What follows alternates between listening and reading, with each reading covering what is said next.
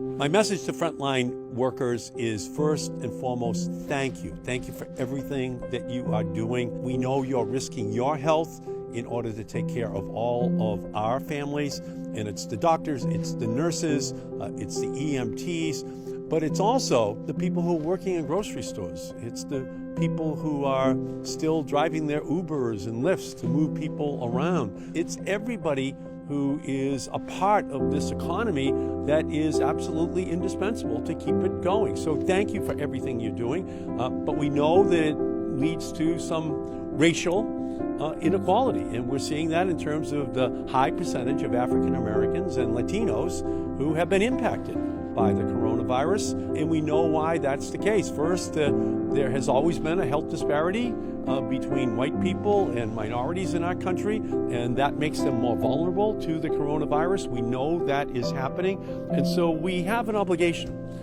to make sure that we provide health care for everyone, that we provide paid sick leave for everyone, that we put in place the kinds of protections which are going to be needed in order to guarantee that every family has what they need to make it through this crisis. We can't allow racial disparities to characterize this coronavirus pandemic.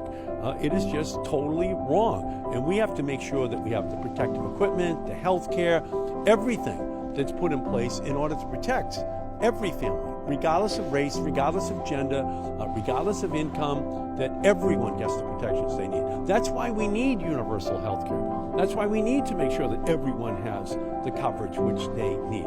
That's why I support Medicare for all. It's to make sure everyone gets the health care which they need in order to protect their families. And we're seeing during this crisis, even more than we've ever seen before, how that imbalance in terms of who has access to health care shows up in terms of the health conditions that affect one part of our society so much more than any other part.